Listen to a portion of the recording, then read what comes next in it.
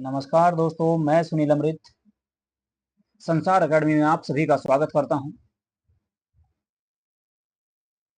आज हम लोग जो पढ़ेंगे वो पढ़ेंगे यूजीसी नेट के अंतर्गत जो पेपर 2 हम लोग जो कर रहे हैं उसी में इतिहास का पोर्शन हम लोग कर रहे हैं। और इतिहास के पोर्शन में हम लोग जो है बौद्ध धर्म, जैन धर्म, भागवत धर्म, वैष्णव धर्म, इसके अलावा अन्य जितने भी धर्म थे उनसे संबंधित जो भी क्वेश्चन आपके TGT, PGT, history, UGC net या इसके अलावा असिस्टेंट प्रोफेसर के एग्जाम में अब तक जितने भी क्वेश्चन आए हैं उन सभी क्वेश्चनों को करने का प्रयास हम लोग कर रहे हैं। इससे पहले मैं आपके लगभग 250 के आसपास इसमें क्वेश्चन करा चुका हूं और अब ये क्वेश्चन है आपके कौन से, अब क्वेश्चन जो है उसके बाद जो और रहेंगे बाकी 300 साढ़े 300 क्वेश्चन के आसपास में जैन धर्म, बौद्ध धर्म से कराऊंगा।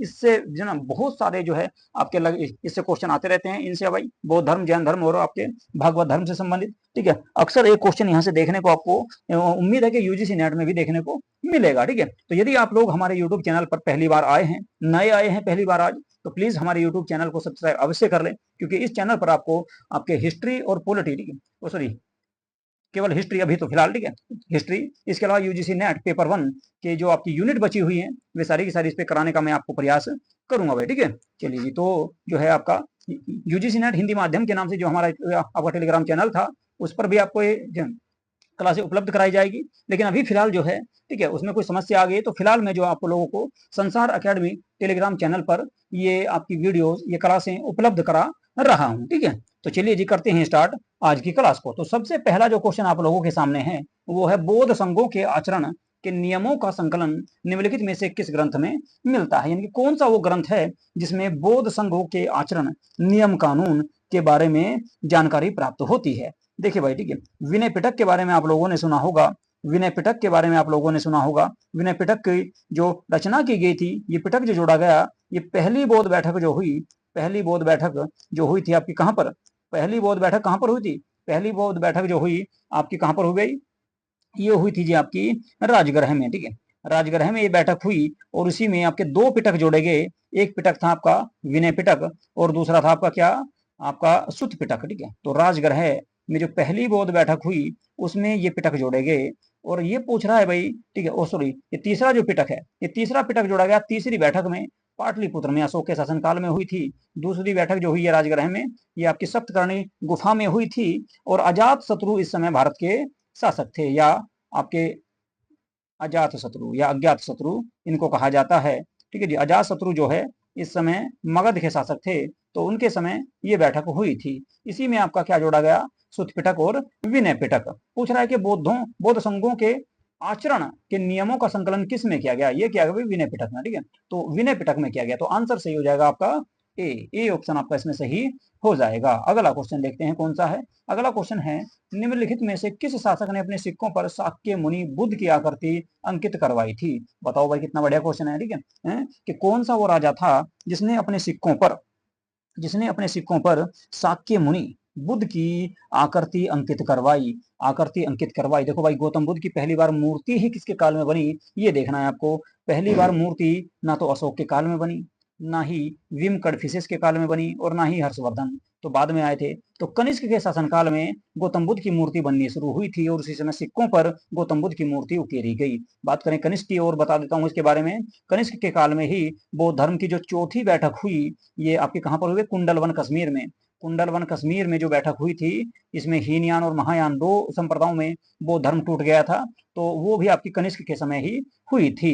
ठीक है, और उसमें अध्यक्ष कौन थे भाई, आपके वसुमित्र अध्यक्ष थे, और उपाध्यक्ष की बात करूं तो अशुभ घोष उसमें उपाध्यक्ष थे। और इसी बैठक में बौद्ध धर्म हीनयान और महायान दो भागों में, दो शाखाओं में विभाजित हो गया था। तो आंसर हो जाएगा कनिष्क। अगला क्वेश्चन देखते हैं भाई। अगला क्वेश्चन, स्यादवाद में संभावनाएं होती हैं। बताओ भाई, स्यादवाद में कितनी संभावनाएं होती हैं, ये आपको बताना है। स्यादवाद, स्यादवाद में कितनी संभावनाएं होंगी ये आपको बताना। देखो भाई, स्यादवाद जो है, स्यादवाद जो है, स्यादवाद जो है ये आपका जैन धर्म से संबंधित है। किससे संबंधित है, जैन धर्म से संबंधित है। पहली बात तो ये आपको बता दूं, स्यादवाद जो है ये जैन धर्म से संबंधित है। और इसमें भाई आपकी कितनी संभावनाएं हैं, 7 संभावनाएं, 7 संभावनाएं हैं, 7 संभावनाएं हैं। कितनी भाई, 7 संभावनाएं। ठीक है, 7 संभावनाएं हैं। ठीक है जी, तो आंसर सही हो जाएगा भाई डी, डी ऑप्शन आपका इसमें सही हो जाएगा। कौन सा धर्म त्रिरत्न में विश्वास करता है, त्रिरत्न में कौन सा धर्म विश्वास करता है, बताओ भाई फटाफट। देखो भाई, त्रिरत्न में कौन सा धर्म विश्वास करता है? तो त्रिरत्न में अगर विश्वास की बात करें तो जैन धर्म करेगा, जैन धर्म करेगा। वैसे बौद्ध धर्म में भी त्रिरत्न दिए गए हैं, बुद्ध धम्म संघ, बुद्ध धम्म और संघ। जबकि विश्वास की अगर बात करें तो वो आ जाएगा जैन धर्म। जैन धर्म के त्रिरत्न की बात करें तो सम्यक दृष्टि, सम्यक ज्ञान और सम्यक आचरण बौद्ध धर्म के त्रिरत्न माने गए हैं। ठीक है भाई, सम्यक दृष्टि, सम्यक आचरण और सम्यक ज्ञान। ठीक है, आगे बात समझ में? चलो जी, अगला क्वेश्चन देख लो भाई कौन सा है। अगले क्वेश्चन की अगर मैं बात करूं, अगला क्वेश्चन की अगर मैं बात करूं तो अगला क्वेश्चन है, निम्न में से कौन सा अभिलेख भागवत धर्म के इतिहास के लिए महत्वपूर्ण है? बताओ भाई। भागवत धर्म, देखो भाई, रुम्मनदेही अभिलेख जो है, रुम्मनदेही अभिलेख जो है, ये तो बौद्ध धर्म से संबंधित है। ठीक है, तो सी ऑप्शन तो आपका हो नहीं सकता। ये पूछ रहा भागवत धर्म से, भागवत धर्म से। भागवत मतलब कि वैष्णव धर्म, भागवत मतलब, ठीक है, विष्णु के बारे में। ठीक है, तो इससे भाई बेसनगर जो है ना आपका एमपी में, एमपी में जो बेसनगर स्तंभ है, ठीक है, ये वैष्णव धर्म से या भागवत धर्म से संबंधित है। ठीक है, ये आपका वैष्णव धर्म या भागवत धर्म से संबंधित है। तो सही आंसर कौन सा होगा भाई? बी ऑप्शन आपका इसमें सही हो जाएगा। अगला क्वेश्चन, प्रथम जैन धर्म सभा का आयोजन कहाँ पर किया गया? बहुत बढ़िया क्वेश्चन है और बहुत आसान सा क्वेश्चन भी है। ठीक है, बहुत आसान सा क्वेश्चन भी है। देखो भाई, प्रथम जैन संगति की गई थी किसके समय? चंद्रगुप्त मौर्य के समय। ठीक है, चंद्रगुप्त मौर्य के समय। ठीक है, तो चंद्रगुप्त मौर्य के समय इस बैठक का आयोजन किया गया। कहां पर भाई? पाटलिपुत्र में। तो पाटलिपुत्र में इस बैठक का आयोजन किया गया था चंद्रगुप्त मौर्य के समय। ठीक है, चंद्रगुप्त मौर्य के समय। ठीक है, चलिए जी, अगले क्वेश्चन पे चलते हैं। अगला क्वेश्चन देखते हैं भाई कौन सा है। अगला क्वेश्चन जो देखेंगे तो डी आंसर सही हो जाएगा भाई, है जी। अगले क्वेश्चन की अगर मैं बात करूं तो त्रिपिटक क्या थे? त्रिपिटक क्या थे ये आपको इसमें बताना। बताओ भाई, त्रिपिटक क्या थे? तो त्रिपिटक जो थे ये क्या थे, ये आपको इसमें बताना है। ठीक है, चलो जी, बड़ी देर भाग रहा है ऊपर नीचे वो है। चलो जी, थोड़ा सा और होगा भाई। ये लो जी, ये लो जी, होता नहीं भाई, कोई बात नहीं। ठीक है, चलो, तो त्रिपिटक क्या थे ये आपको बताना। बताओ भाई, त्रिपिटक क्या थे? त्रिपिटक के बारे में मैंने आपको अभी बताया कि त्रिपिटक जो थे, त्रिपिटक, ठीक है, एक तो था आपका विनय पिटक, सुत पिटक, अभिधम पिटक। तो क्या थे भाई? ये थे जी आपके धार्मिक ग्रंथ हैं, धार्मिक ग्रंथ थे भाई। ठीक है, धार्मिक ग्रंथ थे। ठीक है, चलो जी, अगला क्वेश्चन देखते हैं वो कौन सा आ गया। अगले क्वेश्चन की बात करते हैं, अगले क्वेश्चन की बात करते हैं।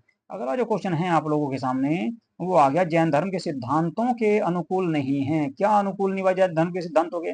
जैन धर्म के सिद्धांतों के अनुकूल क्या नहीं है? ये में दिया गया, अहिंसा पर अत्यधिक बल दिया गया। बिल्कुल सही बात है भाई, दिया गया।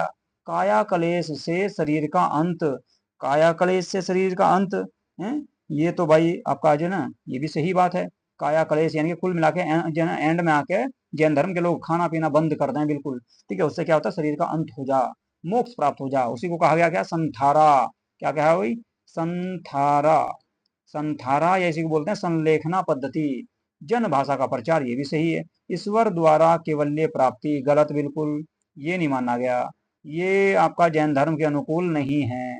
ठीक है, ईश्वर के द्वारा केवल्य की प्राप्ति नहीं की जा सकती, ऐसा कोई प्रमाण नहीं है। ठीक है भाई, चलो जी, क्वेश्चन अगला देखते हैं कौन सा है आप लोगों के सामने। विनय पिटक का संकलन किसके द्वारा किया गया? बहुत बढ़िया क्वेश्चन हो भाई। विनय पिटक जो है, इसकी रचना किसने की थी? देखो भाई, बौद्ध धर्म की जो पहली बैठक हुई, बौद्ध धर्म की जो पहली बैठक हुई वो हुई थी कहाँ पे भाई? राजगृह में। राजगृह में भी कहाँ पे? सप्तकर्णी गुफा में। राजगृह की सप्तकर्णी गुफा में इस बैठक का आयोजन हुआ। ठीक है, और इसी बैठक में क्या हुआ? इसी बैठक में आपके विनय पिटक और सुत पिटक नामक दो पिटक जोड़े गए, दो पिटक जोड़े गए। बात करें विनय पिटक की, विनय पिटक की रचना कर दी उपाली ने। ठीक है, और सुत पिटक की रचना की थी किसने भाई? आनंद ने। किसने? सुत पिटक की रचना किसने की? आनंद ने। सुत पिटक, सुत पिटक की रचना की गई आनंद के द्वारा, आनंद के द्वारा की गई। ठीक है, महाकश्यप के द्वारा इस बैठक की अध्यक्षता की गई थी भाई। आगे अगर और बात करें हैं, आगे बात करें मोगलीपुत्तिस, मोगलीपुत्तिस के द्वारा आपकी जो तीसरी बैठक हुई थी अशोक के समय पाटलिपुत्र में, उसकी अध्यक्षता की गई थी। तो सही आंसर कौन सा हो जाएगा भाई? उपाली, उपाली इसका सही आंसर हो जाएगा। ठीक है, उपाली इसका सही आंसर हो जाएगा। ठीक है, चलो जी, आगे चलते हैं भाई। अगला क्वेश्चन देख लो कौन सा है आपके सामने। अगला जो क्वेश्चन है आप लोगों के सामने वो है, जैन धर्म के किस तीर्थंकर ने सर्वथा वस्त्र त्याग करने का आदेश दिया है? सबको पता भाई, वस्त्र किसने त्यागे थे? तो महावीर स्वामी ने। महावीर स्वामी जो है नग्न अवस्था में रहा करते थे। ठीक है, तो जैन धर्म के किस तीर्थंकर ने सर्वथा वस्त्र त्याग करने का आदेश दिया? तो महावीर स्वामी ने कहा कि आपका जो ना अंबर को, आकाश को या आवरण को, ठीक है, उसको ही अपना, अपने कपड़े बना लो। ठीक है, तो कुल मिलाकर जो है महावीर स्वामी के द्वारा ही वस्त्र त्यागने का आदेश दिया गया था। बोधि वृक्ष को नष्ट करने वाला शासक बताओ कौन सा? शशांक दे रखा गया, ये रहा भाई शशांक। बड़ा खतरनाक राजा था भाई शशांक, ठीक है। शशांक ने बोधि वृक्ष को नष्ट करवा दिया। बोधि वृक्ष को, बंगाल का शासक था भाई ये शशांक जो है। बंगाल में एक वंश था गौड़ वंश, चलो इसके बारे में थोड़ा सा बता ही दूं आपको, ठीक है। एक वंश था भाई गौड़ वंश, ठीक है, गौड़ वंश, ठीक है। चलो जी, इसके अलावा और थोड़ा सा और बता दूं मैं, पुष्यमित्र शुंग का आप सभी को पता ही है कौन थे, हैं, आपके शुंग वंश के संस्थापक थे, ठीक है। चलो जी, देखो भाई, आपका कन्नौज जो था, कन्नौज, ठीक है, कन्नौज, कन्नौज में एक राजा थे जिनका नाम था ग्रह वर्मन, जिनका नाम था ग्रह वर्मन या ग्रह वर्मा। ग्रह वर्मा जो है, ये जो ना, ये ईशान वर्मा जो थे, ठीक है, इन्हीं के भाई थे, ठीक है। तो ग्रह वर्मा, ठीक है, ग्रह वर्मा थे, ठीक है। ग्रह वर्मा की शादी हुई थी भाई हर्षवर्धन की बहन थी जिसका नाम था राज्यश्री, राज्यश्री, ठीक है, राज्यश्री। राज्यश्री का बड़े भाई का नाम था राज्य, जो ना, क्या नाम था, राज्यवर्धन, ठीक है। राज्यवर्धन जो था वो राज्यश्री का भाई था, या हर्षवर्धन, ठीक है। और जो आपका ये शशांक जो है, ठीक है, ये शशांक जो है एक मालवा का राजा था, मालवा, मालवा का राजा था जिसका नाम था भाई क्या, देवगुप्त। ये देवगुप्त का मित्र था, देवगुप्त का मित्र था। अब देख लो यहाँ से वो कहानी क्या है, ठीक है जी। सबसे पहले बताऊंगा भाई मैं आपको राज्यश्री के बारे में। राज्यश्री जो थी ये हर्षवर्धन की बहन थी, इसके बड़े भाई का नाम था राज्यवर्धन, ठीक है, जो उस समय का शासक था, ठीक है। अब इसकी शादी होगी किसके साथ, ग्रह वर्मा के साथ, ग्रह वर्मा के साथ शादी हुई। लेकिन बाद में क्या हुआ, देवगुप्त और ग्रह वर्मा के बीच में युद्ध हो गया आपस में, ठीक है। और देवगुप्त ने ग्रह वर्मा की हत्या कर दी, ठीक है। उसके बाद क्या हुआ, राज्यश्री को बंदी बना लिया। अब राज्यश्री का भाई उठा फिर, ठीक है, राज्यवर्धन, राज्यवर्धन ने क्या करा, देवगुप्त पे आक्रमण किया और इसकी हत्या कर दी, ठीक है। उसके बाद क्या हुआ भाई, उसके बाद क्या हुआ, उसके बाद गौड़ वंश का शासक था शशांक, ये मित्र था भाई देवगुप्त का। ये अपने मित्र की सहायता करने के लिए पहुंचा। इसने क्या करा, राज्यश्री का जो भाई था राज्यवर्धन, उसकी हत्या कर दी, राज्यवर्धन की हत्या कर दी। उसके बाद क्या हुआ भाई, हर्षवर्धन गद्दी पे बैठा और हर्षवर्धन ने शशांक की हत्या कर दी, ठीक है। तो इस तरह से जो ना इनका अंत हुआ। और हर्षवर्धन ने फिर उत्तर भारत के क्षेत्र में एक बड़े वंश की स्थापना की जिसे कहा गया वर्धन वंश, ठीक है। वंश की स्थापना तो पहले ही होगी थी, लेकिन प्रमुख रूप से संस्थापक इसी को माना जाता है, ठीक है। इसने इस वंश को बहुत ज्यादा फैलाया, ठीक है। तो शशांक ने बोधि वृक्ष को कटवाया था भाई, बोधि वृक्ष जो जिसके नीचे गौतम बुद्ध को ज्ञान की प्राप्ति हुई थी, ठीक है। चलो जी, क्वेश्चन हो गया भाई, इसका आंसर सही ए।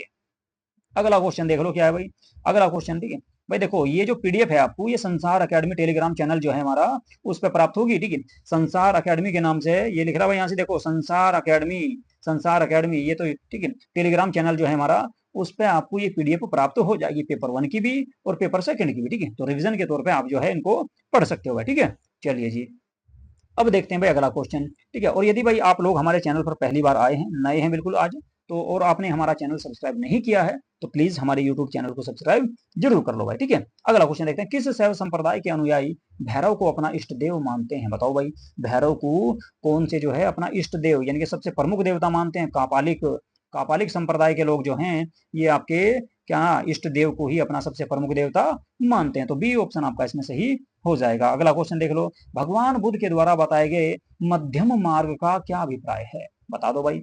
मध्यम मार्ग का अभिप्राय क्या है, दुख सुख के बीच का मार्ग, दुख सुख के बीच का मार्ग है क्या, नहीं, ये तो नहीं है भाई, ठीक है।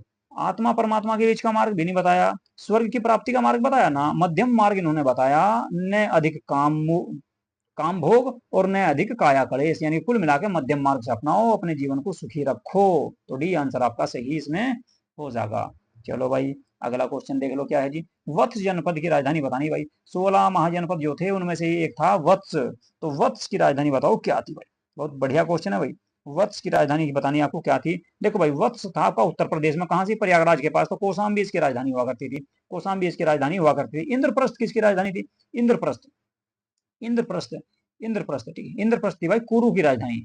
कुरु क्या था, कुरु, एक मिनट भाई, कुरु, कुरु था आपका दिल्ली एनसीआर वाला क्षेत्र, ठीक है। तो कुरु की राजधानी इंद्रप्रस्थ थी। विराट नगर थी आपकी किसकी भाई, मत्स्य की, मत्स्य यानी कि जो आपका कहाँ था भाई, ये था आपका जी, इसको कह सकते हैं जयपुर फिलहाल में, ठीक है। और सुक्तिमती या शक्तिमती, ये थी आपकी किसकी राजधानी भाई, सुक्तिमती। सुक्तिमती राजधानी किसकी थी भाई, सुक्तिमती राजधानी थी भाई किसकी, सुक्तिमती राजधानी थी भाई कहाँ सी, आपका दक्षिण भारत में कौन सा था भाई, कौन सा, दक्षिण भारत में कौन सा था, याद नहीं आ रहा भाई कौन सा था, ठीक है। चलो फिर आगे बता देंगे, सुक्तिमती उसकी राजधानी हुआ करती थी भाई, ठीक है। चलो जी, तो इसका सही आंसर क्या होगा ये तो बता दो, डी, डी आंसर सही होगा भाई, डी आंसर सही हो जाएगा, डी आंसर इसका सही हो जाएगा, ठीक है। जैन धर्म ग्रंथों का प्रथम संकलन कहाँ हुआ, बताओ भाई। जैन धर्म के जो ग्रंथ थे इनका सबसे पहले संकलन कहाँ पे किया गया, ये आपको इसमें बताना। देखो भाई, इनका संकलन किया गया था वल्लभी में। वल्लभी कहाँ सी, गुजरात में। और यहीं पे हुई थी भाई जैन धर्म की दूसरी बैठक। जैन धर्म की दूसरी बैठक जो हुई वल्लभी गुजरात में हुई, और यहीं पे आपका जैन धर्मों का संकलन किया गया था। ठीक है, चलो जी अगला क्वेश्चन देख लो।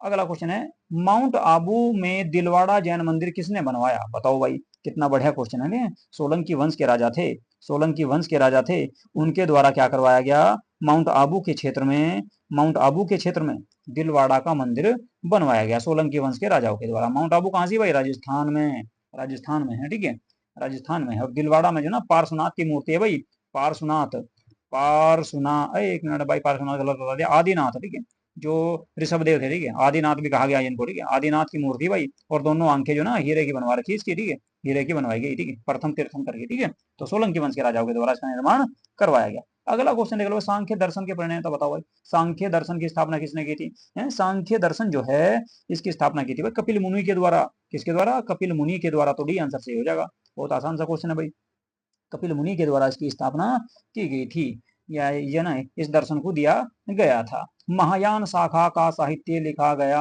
कौन सी भाषा में लिखा गया, बताओ। महायान शाखा, महायान जो शाखा थी, देखो भाई कनिष्क के समय क्या हुआ, हीनयान और महायान दो भागों में विभाजित हो गए, और इसी समय जो ना महायान शाखा आई, और महायान शाखा के जितने भी ग्रंथ लिखे गए, साहित्य लिखे गए, वे संस्कृत भाषा में लिखे गए, जबकि इससे पहले कहीं में थे पाली भाषा में। इससे पहले कहीं में थे पाली भाषा में। प्राकृत भाषा किनकी थी, जैनियों की, जैन धर्म की। ठीक है, तो आंसर सही हो जाएगा सी। चलो भाई अगला क्वेश्चन देख लो कौन सा है। बौद्ध धर्म के महायान और हीनयान शाखाओं में विभाजन हुआ, कब हुआ। बहुत बढ़िया क्वेश्चन है, आसान सा क्वेश्चन है। राजगृह पाटलिपुत्र, राजगृह में पहली बैठक हुई, बिल्कुल सही बात है। वल्लभी में आपकी पहली बैठक तो हुई थी भाई, यहाँ से तो जैन धर्म की हुई थी, बिल्कुल गलत रखा। पाटलिपुत्र की तीसरी बैठक यहाँ पे हुई। लेकिन विभाजन कौन सी में हुआ, हीनयान और महायान शाखा जो बनी थी ना, वो कनिष्क के समय जो हुई थी, कुंडलवन कश्मीर में है, तो इसमें हुआ था भाई, इसमें हुआ था। सही आंसर डी है, डी है भाई सही आंसर। चलो जी अगला क्वेश्चन देख लो। अगला क्वेश्चन बहुत बढ़िया भाई, निम्नलिखित में से किसके काल में जैन धर्म श्वेतांबर और दिगंबर संप्रदायों में विभाजित हुआ। सबको पता भाई, चंद्रगुप्त मौर्य के समय पाटलिपुत्र में बैठक हुई थी 298 बीसी में। किसके समय, चंद्रगुप्त मौर्य के समय। इसी में क्या हुआ, श्वेतांबर तो स्थूलभद्र के अनुयायी और भद्रबाहु के अनुयायी कहलाए दिगंबर। ठीक है, और चंद्रगुप्त मौर्य जो थे, चंद्रगुप्त मौर्य जो थे वे आपके किसके, भद्रबाहु के अनुयायी थे। और उत्तर भारत को छोड़ के यानी कि पाटलिपुत्र को, यानी कि अपने राज्य को अपने पुत्र बिंदुसार को सौंप के ये चले गए कहाँ से, ये चले गए श्रवण बेलगोला में। और श्रवण बेलगोला में ही एक पर्वत है चंद्रगिरी। चंद्रगिरी, चंद्रगिरी पर्वत पे जो है इनका देहांत हुआ भाई।